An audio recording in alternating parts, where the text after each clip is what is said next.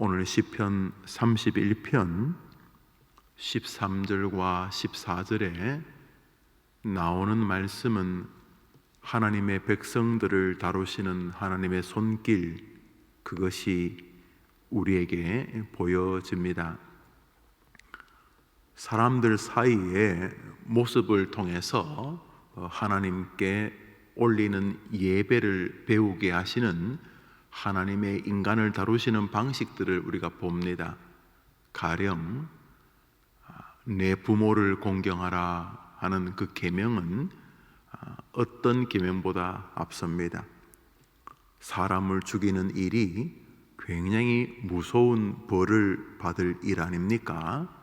그렇다면 사람을 죽이는 일보다 도둑질하는 일이 덜 중요하다기보다는 사람을 죽이는 일이 훨씬 더 심각하다 하는 것을 십계명의 순서에서도 볼 수 있지 않습니까? 그러나 살인하지 말라는 육계명 앞에 있는 계명이 내 부모를 공경하라 하는 계명입니다. 우리가 살면서 배가 고프면 밥은 꼭 입으로 넣어야 된다, 이런 성경 읽어보신 적 없으실 것입니다. 목이 엄청 마르면 흙을 먹지 말고 물을 마셔야 된다, 이런 성경도 못 보셨을 것입니다. 배가 고프면 만물의 영장인 사람만이 아니라 말 못하는 미물인 짐승도 입으로 먹습니다. 사람만 목마르면 흙이 아니라 물을 먹을 줄 아는 게 아니라 짐승도, 말 못하는 식물도 목이 마르면 물을 먹고 마시고 체내에 흡수할 줄 압니다. 성경에 그런 거 안 써져 있습니다. 누구나 다 할 수 있는 것이기 때문이니까요. 숨을 못 쉬면 코로 숨을 쉬어라, 이런 성경 보셨습니까? 도나 개나 다 코로 숨 쉽니다. 그러나 내 부모를 공경하는 것은 자연적이지 않습니다. 자식을 사랑하는 일은 본성적일 가능성이 있지만은 부모를 공경하는 것은 의지가 발동되어야 될 영역이고 기독교인들에게는 신앙적 세계이기 때문에 내 부모를 공경하라, 이렇게 말합니다. 자식을 사랑하라는 말보다는 자식을 사랑하되 이런 방식으로 사랑하라 하는 훈계는 있지만은 내 부모를 공경하라는 총체적인, 구체적으로 이렇게 저렇게 공경하라는 내용 앞서서 총론적으로 부모가 훌륭한 분이시든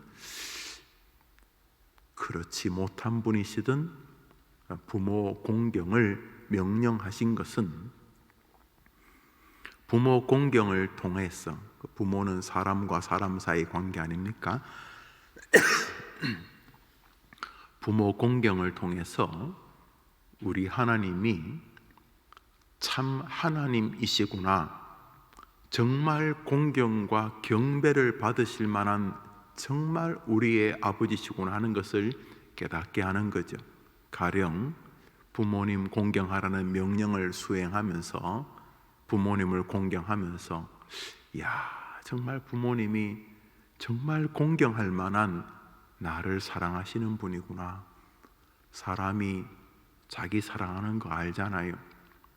말로만 사랑해도 고맙지만 그 눈빛에서, 그 손길에서, 그의 삶의 태도에서 저희가 나를, 저분이 나를, 저 아이가 나를 사랑하는구나, 우리가 알지 않습니까?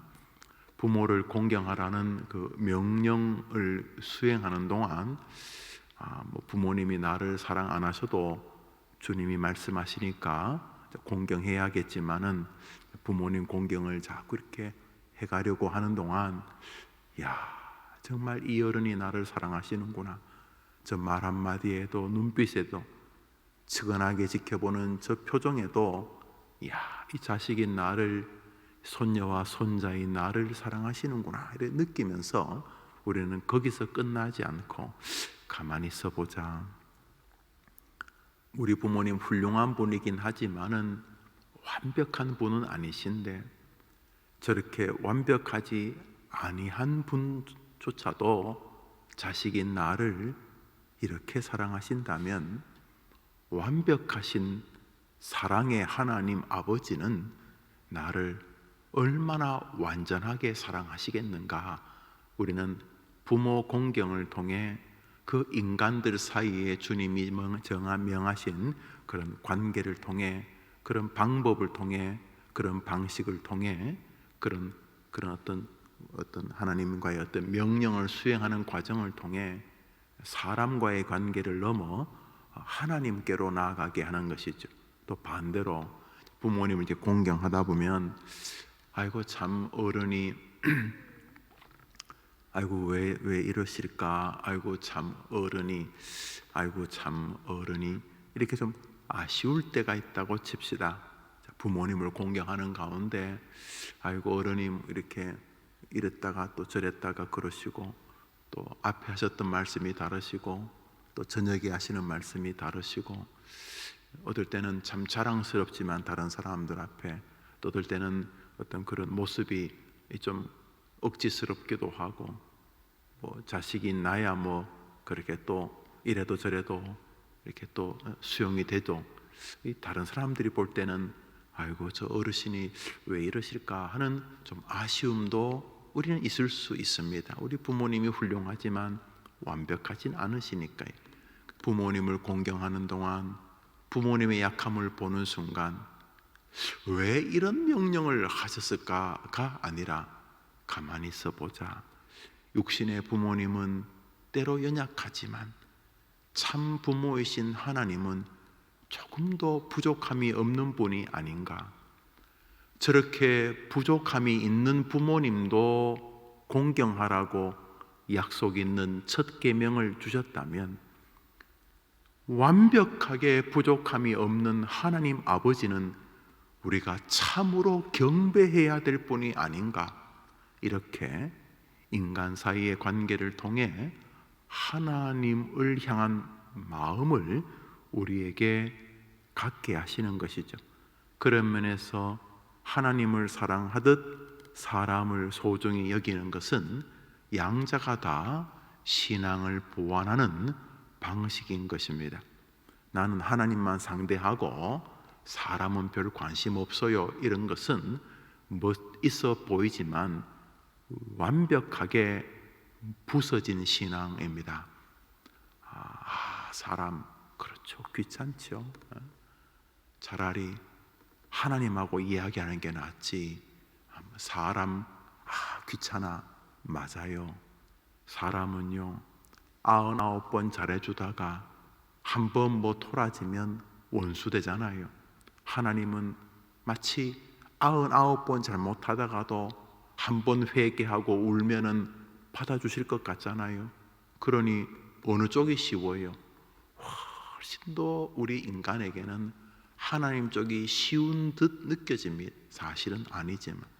그래서 멋있게 나는 하나님만 상대합니다 뭐 이러니까 엄청 신앙이 좋아 보이지만 부서진 거죠. 이런저런 세상살이 살면서 인간관계로 인하여 어딘가 부서진 거죠. 마음이, 생각이, 관계가 부서져다 보니 사람에 대한 이러한 자세들은 조금씩 망가지고 그래서 하나님을 상대한다 이렇게 될 가능성이 굉장히 높습니다. 그렇지 못하게 하려고 교회를 세우신 거죠. 아니라면 산에 가서 혼자 하나님 믿으면 될 것 아닙니까? 그럼에도 불구하고 하나님은 교회로 사람들을 모으셔서 서로를 존중히 여기면서 저 사람은 내 팔이고 저 사람은 내 허리고 저 사람은 내 발이고 저 사람은 내 심장이다. 그러면서 서로를 세워가며 교회가 되게 하신 거죠. 그러면서 우리는 강제적으로 사람과의 관계를 굉장히 중요하게 여겨야 합니다. 믿음은 사람과의 관계를 통해 하나님을 경배하는 것이 드러나는 세계이기 때문에 그렇습니다. 속에 있는 말, 연결지 못하고 성숙되지 못한 말을 다 토하지 않는 연습을 하는 것입니다. 내 뜻대로 안 되더라도 하나님의 뜻을 바라보고 기다리는 훈련을 하는 것입니다. 내 몸 간수하기 힘들지만 도와달라는 사람 올 때에 아둘람 굴에서 지쳐있던 다윗에게 저는 자, 병든 자, 세상에서 소외된 자들이 나올 때 자기 코가 석잠에도 불구하고 아둘람 굴에 나오는 사람들을 돌보는 동안 그들이 다윗 왕조가 되게 하시는 것이 하나님의 뜻인 것이지요. 오늘 본문에 나오는 다윗의 고백 가운데 아주 놀라운 고백이 있습니다. 13절을 보시죠. 내가 무리의 비방을 들었으므로 사방이 두려움으로 감사였나이다. 그들이 나를 치려고 함께 의논할 때에 내 생명을 빼앗기로 꾀하였나이다. 고난이 온 것입니다. 우선 자기를 향한 비방도 고난이잖아요. 사람 비방 들으면 밥맛도 없어지고, 다른 사람이 비방하거나 비아냥거리는 소식 들으면 불편해지는 게 인지상정 아니겠습니까? 무슨 일인지는 모르지만 여러 어려운 일들이 다윗에게 다가왔습니다. 비방, 죽이려고 하고 여러 사람이 작당을 하고 있습니다. 무척이나 어려운 상황이 펼쳐졌습니다. 고난이죠, 고난. 우리에게도 그런 비방이 있죠. 병에 걸렸다게 뭡니까? 병들이 나를 비방하는 것 아닙니까? 건강한 육체, 건강한 정신에 무언가 비방이 오는 거잖아요. 고난이 오는 것 아닙니까? 인간관계만 비방이 아니잖아요. 인생의 허무함에 빠집니다. 인생 무상에 빠집니다. 살고 싶지 않다. 이게 뭡니까? 삶의 비방, 시간의 비방 앞에 서는 것 아닙니까? 경제적인 어려움, 재정적인 비방 앞에 서는 것 아닙니까? 재정적인 고난 앞에 서는 것 아닙니까? 관계들의 어려움, 똑같은 것이죠. 인생은 이런 고난의 비방이 존재합니다.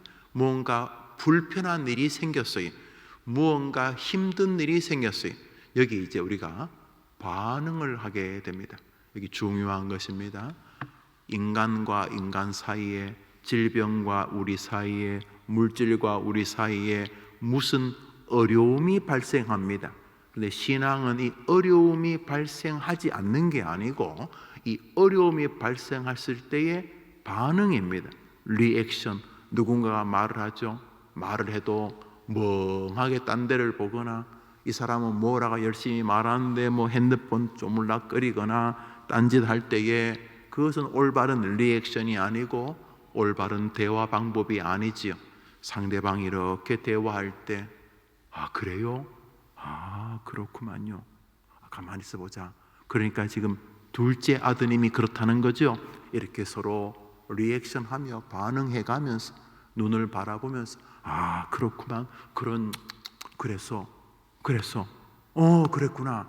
이렇게 리액션할 때 우리가 참 사람이 내 이야기를 주목해 듣고 있구나, 그런 의미 아니겠습니까?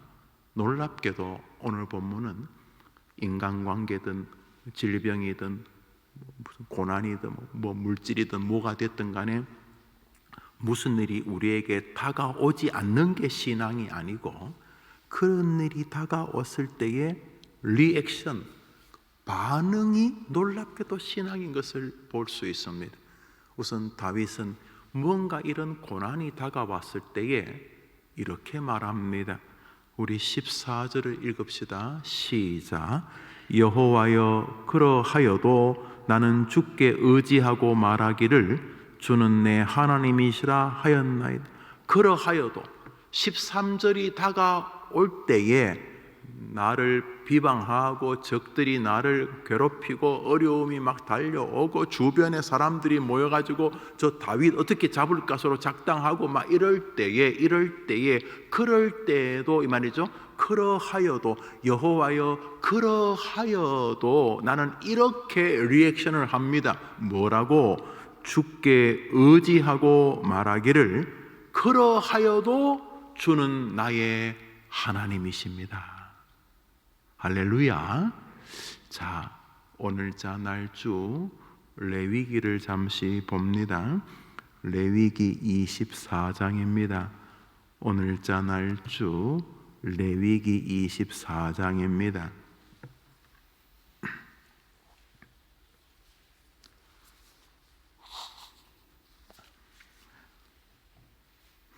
10절과 11절 두 절을 읽겠습니다. 레위기 24장 10절과 11절입니다. 오늘자 날주 레위기 24장 10절과 11절 읽읍시다. 이스라엘 자손 중에 그의 어머니가 이스라엘 여인이요 그의 아버지는 애굽 사람인 어떤 사람이 나가서 한 이스라엘 사람과 진영 중에서 싸우다가 그 이스라엘 여인의 아들이 여호와의 이름을 모독하며 저주함으로 무리가 끌고 모세에게로 가니라. 그의 어머니 이름은 슬로미시요 단지파 디브리의 딸이었더라. 그 뭐 해프닝 같은 거죠. 살다 보면 싸우잖아요. 예? 뭐 우리 형제지간도 싸우고 뭐 부모 자식도 싸운다는 표현이 좀 좋은 표현은 아닙니다만 부모와 자식도 또 밖에서 볼 때 싸우는 것일 수도 있고 뭐 살다 보면 싸우잖아요.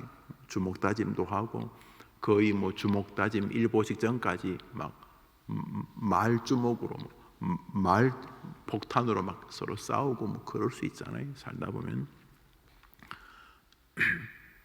엄마는 이스라엘 사람이고 아버지는 애굽 사람인데 이스라엘에서는 보통 모계의 신앙을 받아들여서 여러분 그 1948년도죠. 저 이스라엘에 2000년 만에 이제 기신저 아직도 그분이 살아 있더구만요. 그런 사람들이 노력해 가지고 이스라엘이 세워지 2000년 만에 나라가 섰으니까 이스라엘은 뭐 죽게 아니면 싸울 겁니다. 어리벙벙하게 뭐 나라 뺏기면 할 수 없지 뭐 이런 나라들도 있는 것 같은데 이스라엘은 아니죠. 2000년 동안 나라 뺏기고 뭐 600만 명씩 죽이고 막 자기들 조상 껍데기를 벗겨서 지갑을 만들고 그랬으니 이스라엘 사람들이 뭐 비록 강원도만한 땅이지만 뺏기겠습니까? 핵폭탄이 아니라 뭐 핵폭탄 해레비를 써서라도 나라를 지키려고 하겠죠. 이스라엘 참 특이한 민족입니다. 진짜 특이한 민족이 전 세계에 있는 이스라엘 사람 다 끌어모아도 1,500만에서 2,000만 밖에 안 되죠. 우리 북한만 해도 2,300만이니까 뭐 정말 얼마 되지도 않는 민족인데 아주 특이한 민족이긴 합니다. 확실히 특이한 민족이긴 합니다. 여튼간에 이제 그쪽에 이제 48년도가 해방이 되었었고 팔레스타인에 이스라엘 세울 때에 뭐 흑인들도 오고 백인들도 오고 막 때로는 황인종도 오는데 엄마가 이스라엘 사람의 피를 받으면 얼굴이 희든 검든 이스라엘 사람으로 받아줬어요.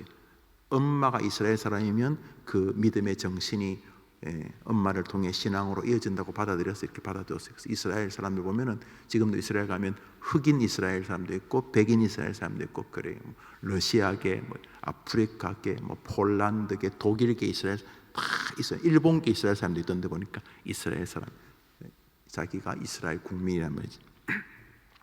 여튼간에 그 엄마는 이스라엘 사람이고 아빠는 애굽 사람인 한 남자와 또 어떤 사람이 싸웠다는 거예요. 뭐 같은 사람이죠. 같은 이스라엘 사람이 뭐 싸우다가 뭐 필통을 빼앗았는지 뭐 아니면 뭐 욕을 했는지 뭐 서로 뭐 정치적 견해가 달랐는지 하여튼 막 티격태격 싸웠어요. 뭐 싸우는 거야. 살다 보면 있죠. 뭐 싸우는. 근데 문제는 그 특정되어지는 그 이스라엘 엄마는 이스라엘 사람이고 아빠는 애굽 사람이고 그 사람이 뭘 싸우다가 싸우는 건 안 좋죠. 싸우는 게 몹쓸 사람은 재미있어 할지 모르지만 싸운다는 건 불편해요. 이 사람이 싸우다가 뭐 이겼는지 졌는지는 모르겠어요. 싸우다가 입에서 여호와를 모욕하는 말이 나왔다는 거예요. 우리가 뭐 화가 나면 뭐 나라님도 욕하고 그러잖아요.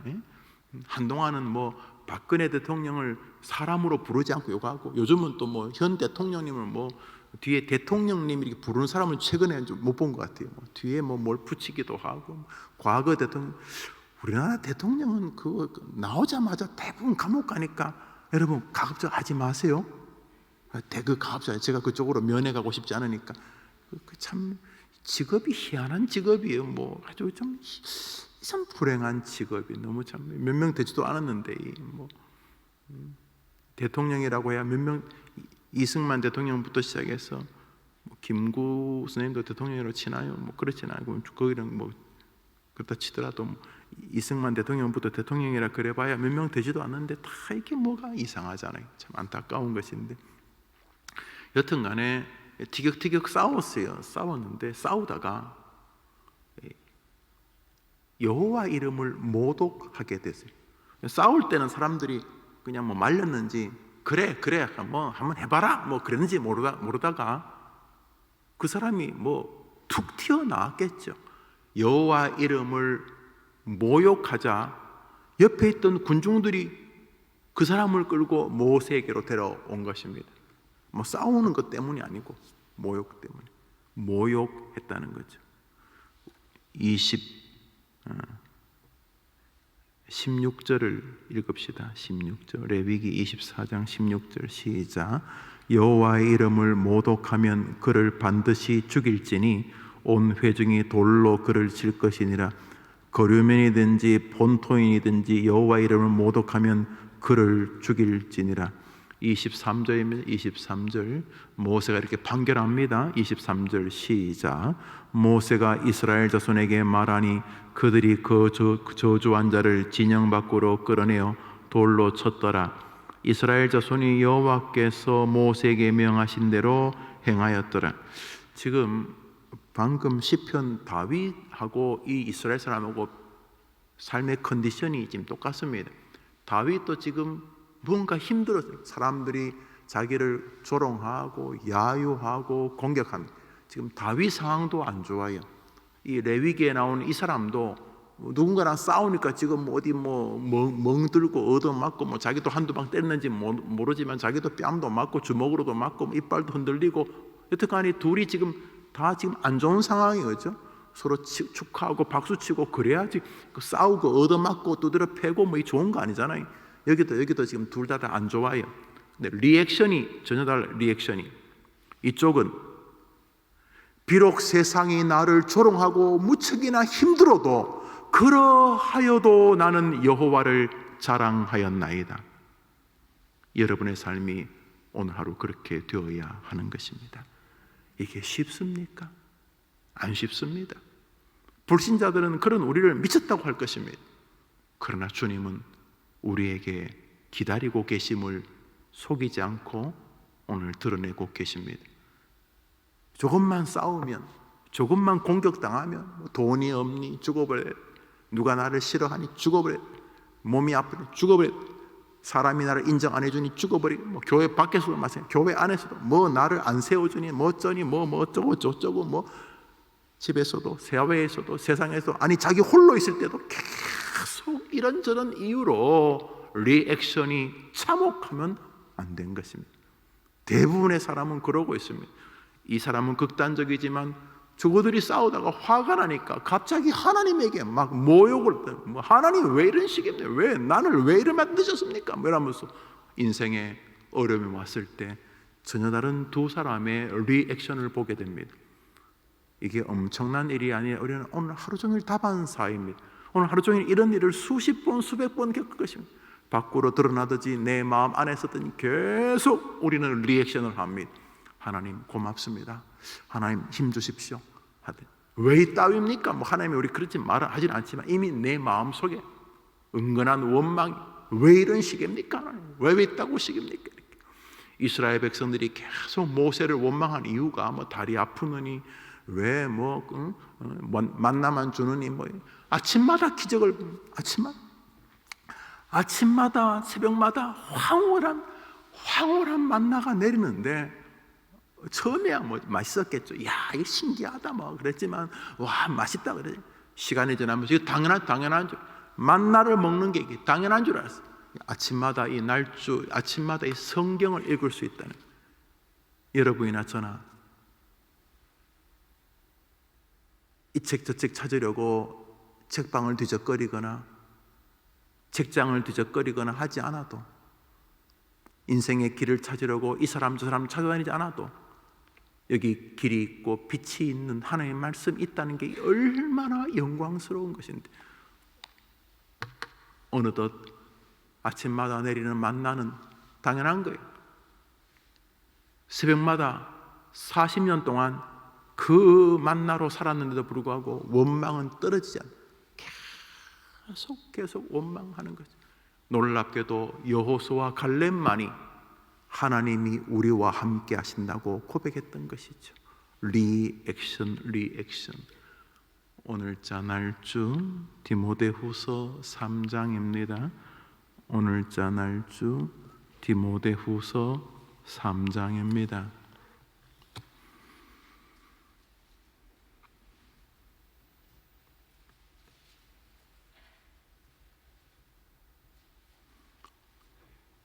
(12절) (13절) (14절) 세 절 읽고 우리 하루 출발합시다.